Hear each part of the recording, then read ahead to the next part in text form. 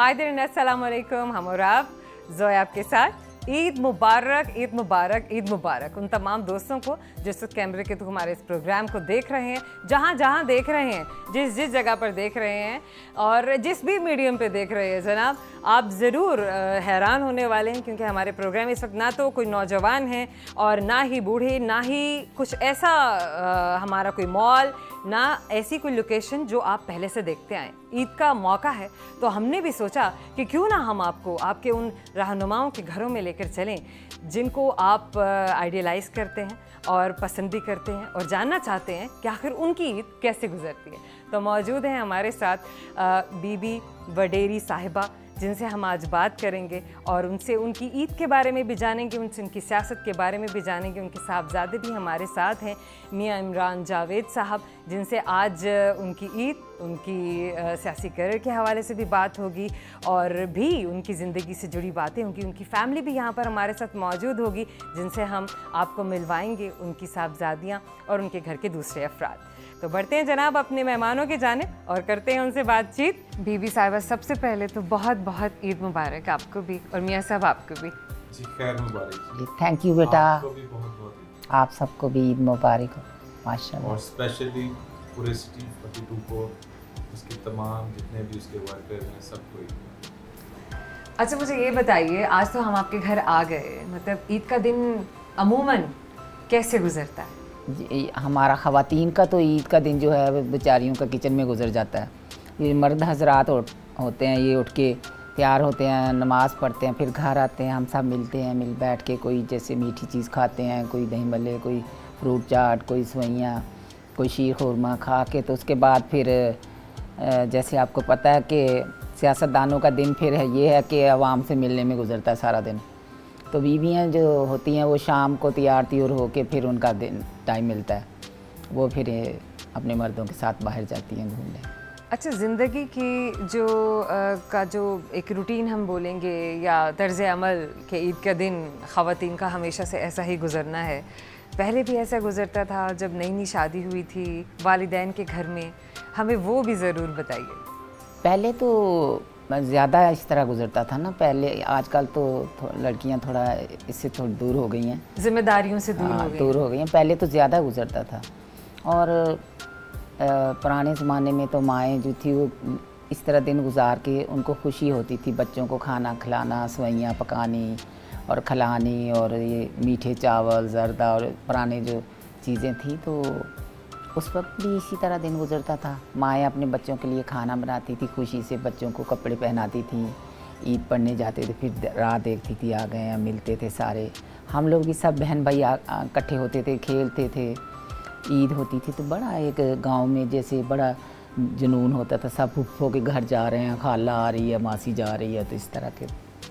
क्या बात है। अभी मेरे जहन में इतने सारे सवाल आ रहे हैं कि मुझे समझ नहीं आ रहा है कि मैं पहले किस सवाल से फिर बात शुरू करूं। खैर, ईद के हवाले से हम निकलते निकलते आगे बढ़ते हैं। सियासत ज़िंदगी के किस मोड़ पे आई?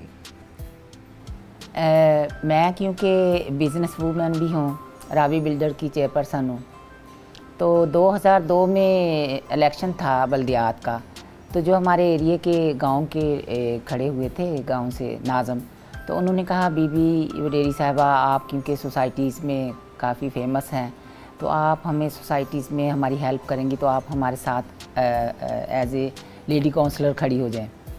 तो हम खड़े हो गए। इमरान छोटा था, इतना बड़ा नहीं था, मेरा ख्याल 9th-10th में पढ़ता था या, तो ये भी मेरे साथ साथ हम बड़ा खुश हो के अम्मी को लेके उनके साथ जाता था, हम डोर टू डोर कैंपेन करते थे।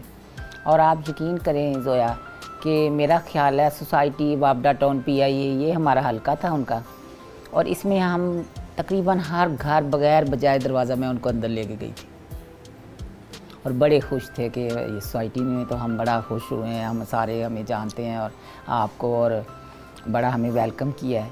तो इस तरह फिर आगे चलते रहे। फिर मियाँ साहब, मियाँ इमरान साहब जो हैं यूथ के नायब सदर लाहौर बने, फिर इस तरह आगे चलता रहा। फिर चेयरमैन का इलेक्शन इन्होंने लड़ा, फिर MPA का इलेक्शन लड़ा, बहुत लंबी मेहनत की है, बड़ी स्ट्रगल के बाद यहाँ तक पहुँचे हैं। लेकिन एक बात मैं आपको ज़ोया कहूँ, मैं हमेशा कहती थी कि अल्लाह मियाँ मेरी ख्वाहिश है कि मैं अपने बेटे का हाथ पकड़ के असम्बली में जाऊँ, और अल्लाह ने पूरी क्या की। बात है। अच्छा बीबी साहिबा, औरत की शख्सियत में एतमाद किस तरह से आता है? क्योंकि आपकी शख्सियत एतमाद से भरपूर है और आपके प्रोफाइल को, आपके सियासी करियर को जब कोई जानता है और आपके पूरे इस सफ़र को जो आपने एक बिज़नेस वुमन से लेकर आगे सियासतदान बनने तक जो तय किया है, ये एक औरत के लिए तय करना आसान नहीं। अगर हम इसका मुआवजना एक मर्द की शख्सियत से करें तो मर्द बहुत तरह से बहुत आगे होता है, सपोर्ट भी ज़्यादा मिलती है उसको और माशरे में आगे निकलने में आसानी भी ज़्यादा होती है। आपका सफ़र कैसा था? मैं ना एक ज़मींदार घराने से मेरा ताल्लुक़ था, तो गांव में तो मैं बड़ी मासूम थी। फिर शादी हुई, फैमिली में शादी हुई थी, सिंध चली गई। सिंध से फिर 1990 में लाहौर आए बेटा। उसके बाद हम समझते थे कि हम लाहौर अपने पंजाबी जैसे कहते हैं कि हम पंजाब में आ गए, तो पंजाब वाले हमें कहते थे पता नहीं कौन सिंधी आ गए हैं। और क्या? तो यहाँ आके हमारे लिए बड़ी मुश्किलात आई। तो फिर जैसे कहते हैं ना, हालात ने इतना मजबूत बना दिया, इसमें बड़ी लड़ाइयाँ लड़ी, जैसे कहते हैं ना जंगे अजीम लड़ी हैं। ये मैं बताने लगूँ तो बहुत टाइम लगेगा, लेकिन वाकई मर्द जो है ना वो समझिएगा। सिंधी निज़ाम को और जो निज़ाम माशरत है अगर उसे लिया जाए, कल्चर को लिया जाए और फिर पंजाबी कल्चर की बात की जाए तो बहुत मुख्तलिफ है। बल्कि हम समझते हैं कि शायद पंजाब की औरत थोड़ा ज़्यादा पुरएतमाद है। अगर उसको हम देखें कि एक सिंधी माशरे से आई हुई औरत हो, तो फिर एक ऐसे माशरे में जहाँ पे औरत का सियासत में आना तकरीबन ही नामुमकिन है और आप वहाँ से निकल के फिर एक और कल्चर में अपने आप को एडजस्ट करना, ये सारी चीज़ें किसकी सपोर्ट ने इतनी आसान बनाई? मैं क्योंकि थी तो मैं पंजाब से, मैंने बताया पंजाब से गई थी शादी होके, तो फिर वहाँ हालात ख़राब हो गए 1990 में, तो लाहौर आ गए। लाहौर आके जो हमारा सफ़र था वो काफ़ी मुश्किल शुरू हुआ। उसके बाद उस हालात ने मुझे मजबूत बना दिया। ऐसे हालात आए जैसे आप कहती हैं जैसे मैंने बिजनेस मतलब डरना नहीं चाहिए? नहीं, बिल्कुल नहीं डरना चाहिए। नहीं, देखें मंजिलें बहादुरों का इस्तकबाल करती हैं। बेशक। बुज़दिलों को हार का जो खौफ मार देता है। बिल्कुल ऐसे। मंजिलें बहादुरों का इस्तकबाल करती हैं।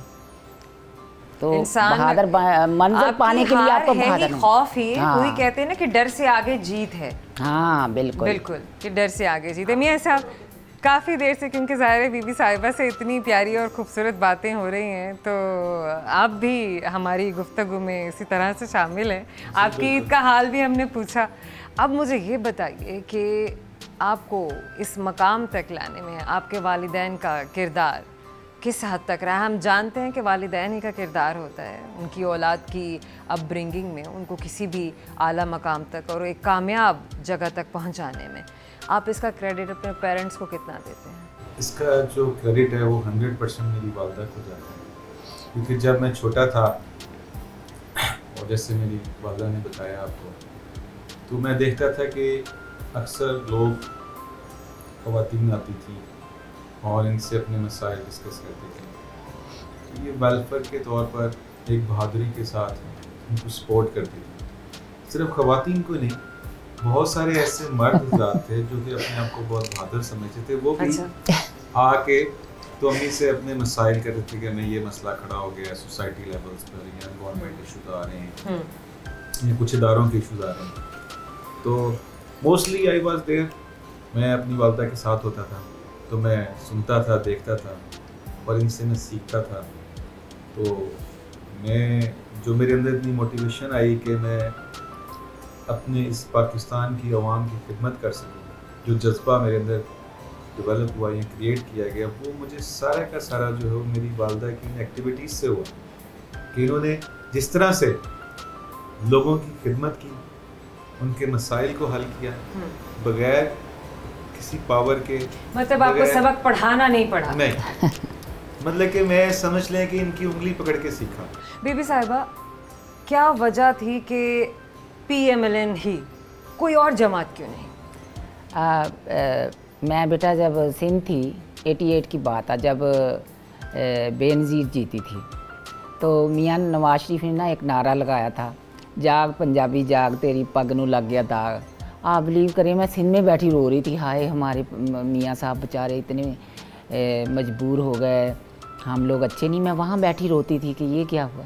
शुरू से नवाज शरीफ पसंद है, इसलिए नहीं कि कोई मेरा उनके साथ बहुत एफिलेशंस थी, इसलिए कि काम ही वो करते हैं। और आप देखें उनके मैं करीब होके देखा कि इतना जैसे कहते हैं रिस्पेक्ट करना उनके बच्चों में, उनके बड़ों में उनकी आखिर है। एक आपने एक तहजीब, एक लेवल और मजहबी है घराना, और बेटियों का ख्याल रखना, बच्चों का ख्याल रखना और बड़ों का ख्याल रखना। आप यकीन करें, मरियम जैसे है, शहबाज शरीफ साहब या मियाँ साहब आ जाएँ तो कोई उनके सामने आगे होकर बैठते नहीं, सामने पीछे होकर बैठते हैं। तो इसी तरह मियाँ नवाज शरीफ साहब भी अगर जैसे मरियम आती हैं घर में, उन्होंने खुद ही बताया था कि तो मियाँ साहब उठ के खड़े हो जाते हैं कि मेरी बेटी आई है। तो ये सारी चीज़ें मुझे ना, अगला सवाल ही मेरा यही था कि एक लीडर में, एक रहनुमा में खूबियाँ क्या होनी चाहिए। तो बीबी साहिबा आपने तो पहले ही बता दिया कि एक लीडर को जब हम मुंतखब करते हैं, उसे चुनते हैं, तो उसमें ये सारी खूबियाँ होनी चाहिए। मियाँ साहब आप क्या कहेंगे, आपकी सोच क्या है, आपका विजन क्या है?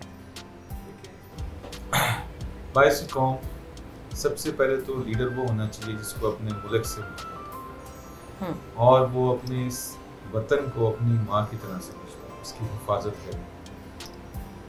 तो अल्हम्दुलिल्लाह मियाँ मोहम्मद नवाज शरीफ साहब ने हमेशा पाकिस्तान से मोहब्बत की, पाकिस्तान के अवाम के दुख दर्द को समझा। अगर आप पिछले दौर में देख लें, वो जो चंद साल मियाँ नवाज शरीफ साहब को मिले, उन्होंने इतने बड़े बड़े डेवलपमेंट्स के और पाकिस्तान की वकार के लिए इतने बड़े बड़े मंसूबे और इतने बड़े बड़े काम किए। हम अगर उनको अंदर से निकाल देते हैं, उस वो जो 9-10 साल हैं उनको अगर हम निकालते हैं, तो फिर हमें ना मोटरवेज मिलेंगी, ना पाकिस्तान एटमी ताकत बना होता, ना जैसे कि 2014 में अंधेरों में डूबा हुआ था पाकिस्तान, बिजली 18 घंटे नहीं आती, लोड शेडिंग, हॉस्पिटल्स का निज़ाम बिल्कुल तबाह बर्बाद हुआ। बिल्कुल ऐसा ही है। अगर हम बात करें डेवलपमेंट्स की और कामों की, तो हम तनकीद ज़रूर करते हैं, लेकिन उन प्यारी और ख़ूबसूरत बातों का हमेशा भुला जाते हैं जो किसी भी हुक्मरान ने अपनी कौम के लिए, अपनी मिल्लत के लिए की होती हैं। और अगर हम याद करें और अगर हमारी याददाश्त हमारा साथ दे, तो हम कभी ये बात नहीं भूल सकते कि अगर आज पाकिस्तान एटमी ताकत है, तो उस एटमी ताकत को यहाँ तक पहुँचने में जिन शख्सियात का, जिन लोगों का हाथ है, उसमें से मियाँ नवाज शरीफ भी एक बहुत बड़ा नाम है जो इस मुल्क की ताकत में पूरी तरह से हमेशा शामिल था। और शायद आज हम उसी की वजह से यहाँ तक पहुँचे। छोटे से एक ब्रेक लेते हैं, उसके बाद हम फिर से आपको लेकर आते हैं अपने प्यारे से, खूबसूरत से मेहमानों से मिलवाने के लिए। हमारे साथ रहिएगा।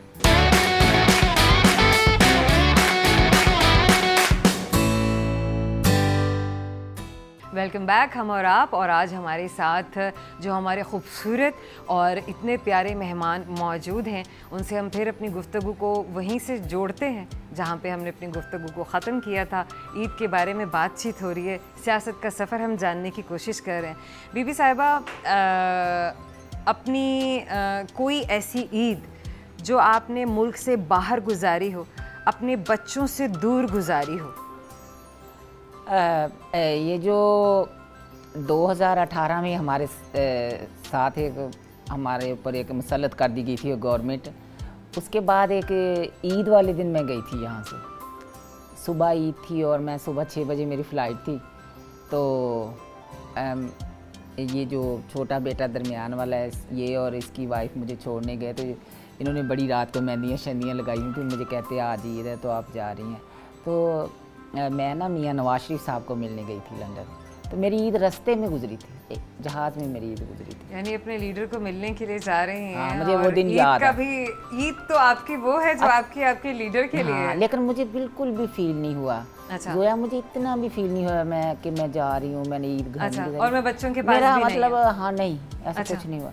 इतना जुनून है, इतना जुनून है। मैं कहती हूँ, मैं वैसे आपके इस चैनल से मैं सबको कहना चाहती हूँ, मैसेज देना चाहती हूँ कि हम सबको एज ए बाइसे पाकिस्तानी हमारी यूथ को, हमारे अदारों को, हमारी नई नस्ल को, हमारे बुज़ुर्गों को, सबको पाकिस्तान की बेहतरी के लिए अपना अपना हिस्सा डालना चाहिए। किसी एक बंदे का पाकिस्तान नहीं है, कोई अकेला मामा नहीं लगता पाकिस्तान का, कहता जी पाकिस्तान संवारेगा फलाना, ऐसा कुछ नहीं है। पाकिस्तान हम सब 24-25 करोड़ आवाम का पाकिस्तान है। बिल्कुल हम सब ने मिलकर इस पाकिस्तान को संवारना और अपना अपना हिस्सा डालना है। बिल्कुल ऐसे, बिल्कुल इसी तरह से मियाँ साहब, जैसे कि हर घर का फ़र्द अपनी अपनी जिम्मेदारियाँ अपनी अपनी जगह पर निभाएगा तो तभी घर का पूरा निज़ाम सही तरीके से चल पाएगा। अच्छा, ईद के रोज़ भी जब आप जाते हैं अपने हलके में, लोगों को विज़िट करते हैं, लोग ज़ाहिर है जो साइल है वो तो अपनी गुजारिश लेकर आता ही है। अब उसको इससे तो कोई गर्ज नहीं कि ईद है या जुमा है या हफ्ता है या आज हड़ताल है। साइल तो आपसे कहेगा कि मेरा तो ये मसला है। लोग किस तरह की बातें करते हैं, किस तरह के मसाइल आपके पास ज़्यादा लेकर आते हैं? मसाइल तो जब आप मुआशरे में घूम रहे होते हैं, हर घर का, हर इंसान का एक अपना मसला होता है। उसकी ज़िंदगी में जब वो ज़िंदगी के सफ़र में गुजर रहा होता है तो कोई ना कहीं उसको प्रॉब्लम्स जो फेस करनी होती हैं वो डिस्कस करता है। मोस्टली जो, क्योंकि मेरे अंदर थोड़ा सा रूरल एरियाज आ जाता है, तो यहाँ पे बहुत ज़्यादा जो गलियाँ हैं वो टूटी हुई हैं, सीवेज नहीं है, पीने के साफ पानी के बहुत मसाइल हैं। तो इनका, मैं ईद हो या शबरात हो या जुमा हो या छुट्टी हो, तो मैं तो रोज़ ही अवेलेबल होता हूँ और रोज़ाना की बुनियाद पर हम अपने ऑफिस में भी बैठता हूँ, लोगों के घरों में भी जाता हूँ। और ईद का दिन भी पूरा ही गुजर जाता है क्या बाहर ही? जी, ऐसे ही है। शाम ढले वापस आ रहे होंगे? हाँ, ईद ऐसी ही गुजरती है। पहले तो दोस्तों को फिर किस तरह से आप वक्त देते हैं? मतलब फैमिली भी तो वक्त मांगती है, बच्चे वक्त मांगते हैं, दोस्त भी शिकवा करते होंगे कि भाई मिलते नहीं हो। बस ऐसे ही दोस्तों को भी कहता हूँ ना कि ये जिम्मेदारी है, आप मेरे साथ घूमते फिरते, आप भी मेरे साथ दें और हम इसके अंदर मुल्क के लिए जो बेहतरी कर सकें। लेकिन दोस्तों को भी टाइम देते हैं, फैमिली को भी देते हैं, बच्चों को भी देता हूँ। तो ईद वैसे होती तो बच्चों की है, ईद तो सभी की होती है, लेकिन जिम्मेदारियां ज़रूर है कि इंसान को किसी और सिमत में ले जाती हैं और ज़्यादा संजीदा कर देती हैं कि वो सख्तियों को निपटाने की कोशिश करे। बीबी साहिबा, बड़ी इंस्पिरेशन हैं आप ख़वातीन के लिए और ख़ास तौर पर मौजूदा दौर की ख़वातीन के लिए, चाहे कि वो नौजवान हैं, चाहे कि वो मिडिल एज्ड हैं, चाहे कि वो ज़िंदगी के किसी भी एस्पेक्ट से, किसी भी जगह से, किसी भी प्रोफेशन से ताल्लुक़ रखती हैं। आपने आगे अपनी सियासी करियर के लिए क्या सोच के रखा है, क्या प्लान किया है?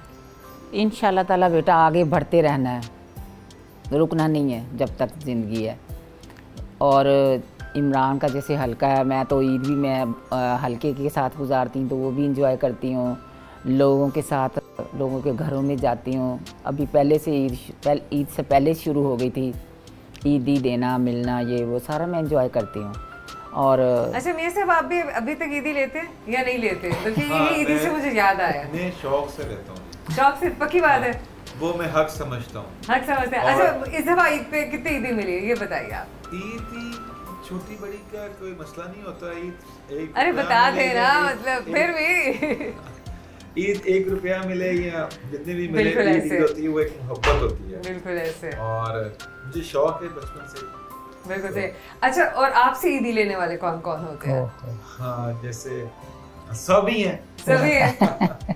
क्या बात, पूरा घर है, मेरा हल्के के लोग हैं, दोस्त हैं, बड़े छोटे सभी लेते हैं, बहन भाई हैं। जनाब, ईद का मजा तो तभी दोबारा होता है जब ईदी दी जाती है, ईदी दी जाती है। खानदान वाले सब होते हैं, बड़े भी होते हैं, छोटे भी होते हैं, और हम भी यही देख रहे होंगे और उम्मीद कर रहे होंगे कि हमारे जो दोस्त हैं वो भी अपने घरों में इसी तरीके से ईद की खुशियाँ जो हैं वो सेलिब्रेट कर रहे हैं, मना रहे हैं।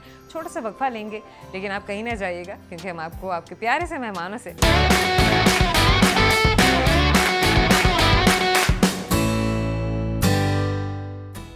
Welcome back. हम और आप और आपके प्यारे से खूबसूरत से मेहमान हमारे साथ बातें हम कर रहे थे ईद के हवाले से, सियासत के हवाले से, नौजवानों की सरगर्मियों के हवाले से, खुद हमारे मेहमानों की ईद की सरगर्मियों से के हवाले से।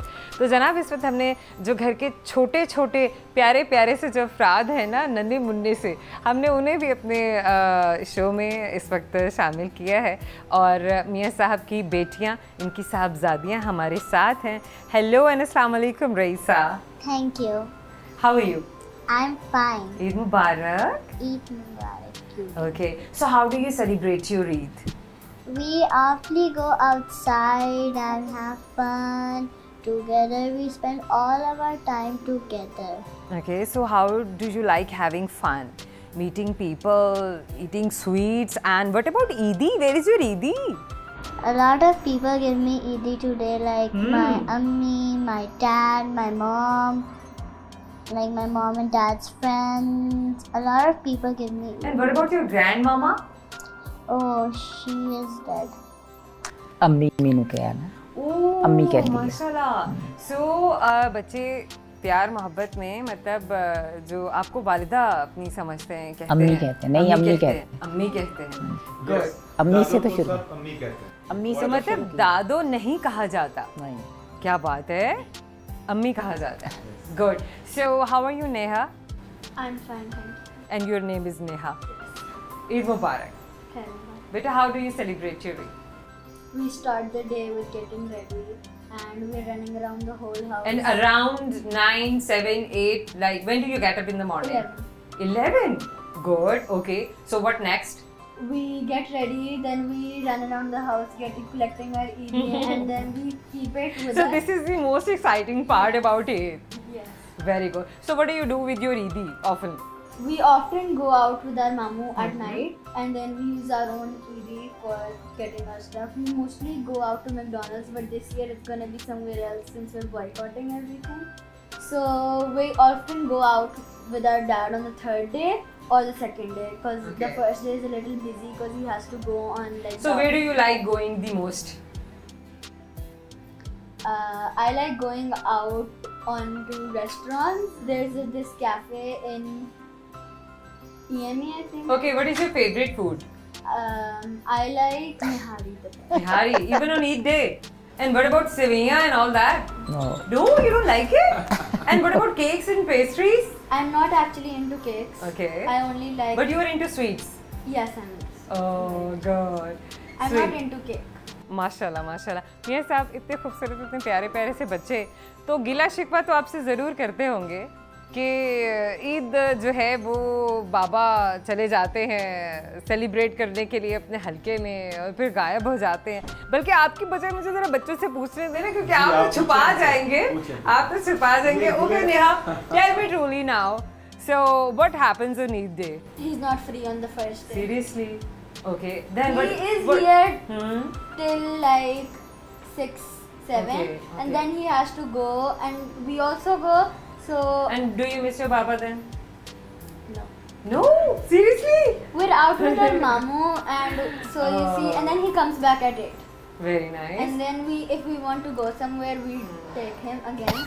And on Thursday, on the third day of Eid, we mostly go to like watch a movie of Eid. So it happens on the third day sometimes, right? So what about adventures and visiting places? We go to safari a lot on. Oh wow! So Our family is really into like lions and animals a and lot. animals. So we have a cat too, and we are really into animals. So we like visiting there, and then we go to Joyland for swims. That is amazing, amazing, amazing. So मियां साहब, बच्चों की जो ईद है और इनकी जो खुशियाँ हैं, तो माशाल्लाह अल्लाह मियां नज़रें बच्चे बचाए. बहुत अच्छे और बहुत ही काबिल बच्चे आपके.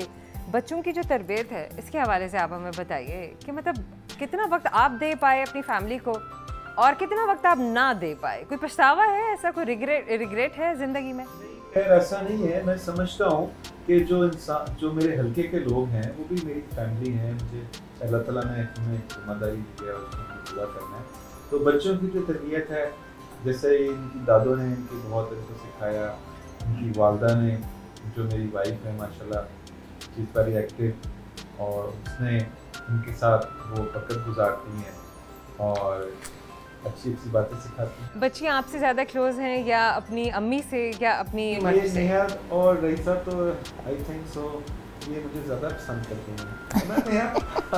अच्छा, एक और ये- नेचुरल सी बात है कि बच्चियाँ but ज़्यादा ये अपने सबसे बाप से ज़्यादा- क्लोज होती हैं. यस, ऐसी बात है. ऐसे ही है. मैं आपको एक बात मैं जी, आपको जी, बताती हूँ, इसमें ऐड करूँगी. जोया इमरान खुद नेहा को सबसे ज़्यादा पसंद करता है, तो इसलिए नेहा का नाम लिया. एक दफ़ा ना इमरान, ईद थी वो उस वक्त भी, ईद से एक दिन पहले रात को ये वो जाते हैं ना, ये मेहंदी सलून वगैरह जाते हैं, लगवाने, सलून चांद जाते हैं, रात। नहीं अच्छा। ये इमरान सलून ये ठीक दोस्तों है, के साथ गया। हेयर कटिंग करवाने। हाँ, उसको भी मेरी पोती को भी याद है, हेयर कटिंग करवाने गया तो वहाँ जनाब जी गन पॉइंट रख ली उन्होंने, उनके मोबाइल शमाइल और पैसे पूसे अंदर से ले लिए। तो इसको ना हम इतने परेशान हुए तो इमरान की वाइफ ने पूछा कि इमरान आपको उस वक्त क्या लग रहा था, कौन याद आ रहा था? कहता मुझे और तो कोई फिक्र नहीं था, मुझे नेहा की याद आ रही थी। ओह माय गॉड, क्या बात है जनाब। वालिदैन की मोहब्बत, उनका प्यार अपने बच्चों के लिए जो है वो इसी तरह ही होता है, और मिसाली है एक बाप की मोहब्बत अपनी बेटियों के लिए ख़ास तौर पर। ईद की खुशियाँ भी हैं, प्यारी प्यारी सी बातें भी हुई। आज आप बीबी साहिबा से भी मिले, आज आपने बच्चों से भी मुलाकात की, और मियाँ इमरान जावेद साहब से भी आज आपने मुलाकात की। आज का ईद का दिन आपने हमारे साथ गुजारा और हमने आपके साथ गुजारा। अभी हम लेंगे एक छोटा सा वक्फा, मिलते हैं आपसे वक्फे के लिए।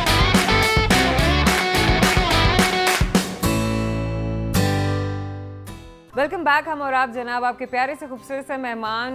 ईद की इतनी सारी प्यारी प्यारी सी बातें की हमने, सियासी उनके सफ़र के हवाले से भी जाना और बच्चों से भी मुलाकात की। इस वक्त हमारे उनके घर के एक और फ़र्द से भी मुलाकात है, और वो मियाँ साहब के छोटे जो भाई हैं वो भी इस वक्त हमारे साथ मौजूद हैं। ईद के हवाले से आपको भी सबसे पहले तो मैं ईद मुबारक कह दूँ, फिर आपसे ईद के हवाले से भी बात करते हैं। बहुत शुक्रिया, आपको भी बहुत ईद मुबारक हो, और मेरी तरफ से तमाम मुसलमानों को और स्पेशली सिटी 42 के तमाम मेंबर्स को भी बहुत बहुत ईद मुबारक। खासी मसरूफियात रह गई आपकी ईद के दिन? जी अल्हम्दुलिल्लाह, ज़्यादा जिम्मेदारी इसलिए पड़ जाती है क्योंकि माँ जी भी और बड़े भाई भी दोनों MP हैं, तो बाहर के जितने सियासी मसाइल हैं ये देखते हैं, तो घर की जिम्मेदारियाँ सारी फिर मेरे पे आ जाती हैं। तो उस चीज़ तो को आपने ये तय कर लिया है कि मैंने भी सियासी सफ़र जो है वो इसी तरह से अपने घर के बाकी अफराद के साथ मिल के तय करना है? जी बिल्कुल, और मैं समझता हूँ जिम्मेदारियाँ जब बांट ली जाएं तो वो अच्छे तरीके से परफॉर्म हो जाती हैं। बहुत बहुत खूब, बहुत खूब। जाने से पहले हम अपने मेहमानों से ज़रूर एक खूबसूरत सा पैगाम भी लेंगे, लेकिन मैं चाहूँगी कि मैं रईसा से ये ज़रूर पूछूँ, नेहा से भी, बल्कि हमारे जो बच्चे हैं, कि वो अपनी ज़िंदगी में क्या सोच रहे हैं जब उनके पास उनकी अम्मी भी एक मिसाली ख़ातून के तौर पर मौजूद हैं, एक रोल मॉडल के तौर पर मौजूद हैं। हम तो बाहर सोच रहे होते हैं ना, हमें कोई इंस्पायर करे, यार हमें उसकी पर्सनालिटी बड़ी अच्छी लगी है। आपके तो घर में ही इतने सारे लोग हैं, आपकी अम्मी भी हैं, आपके बाबा भी हैं, आपके चाचू भी हैं, और आपकी मामा भी यकीनन आपको ज़रूर इंस्पायर करती होंगी। सो आपने क्या सोच के रखा है कि ज़िंदगी में क्या बनना है? Yes Raisa. I want to be just like my mummy and dad. I want to be a politician. Wow, so Raisa want to be a politician. That is amazing. Why do you want to be a politician? Because like I want to be like me and my dad, because they are both like so powerful, and I also want to be powerful as them. That is amazing.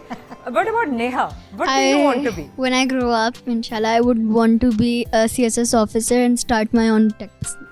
माशाल्लाह, big dreams. कहते हैं कि सोच जब आप बड़ी रखेंगे तो आपकी मंजिलें भी बड़ी होंगी, और आप सितारों की तरफ देखेंगे तो हमेशा आप बुलंदी तक ही पहुंचेंगे।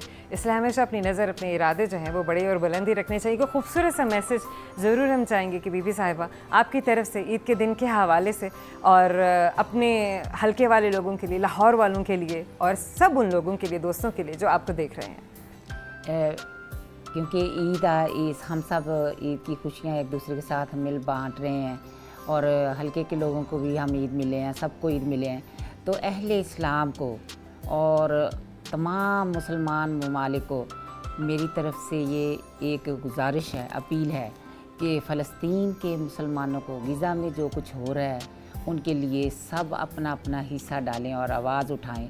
वो हमारे मुसलमान बच्चे हैं जो शहीद हो रहे हैं, वो सब हमारी तरफ देख रहे हैं, और मेरी अल्लाह से दुआ है कि या अल्लाह ताला हम बहुत कमज़ोर हैं, या अल्लाह तू अपना रहम कर, और ये जो इसराइल को निस्तो नबूद कर, और इस्लाम जो हमारा ग़ज़ा में आग लगी हुई है उसमें अमन पैदा कर। आमीन आमीन सुम आमीन, आमीन सुम आमीन।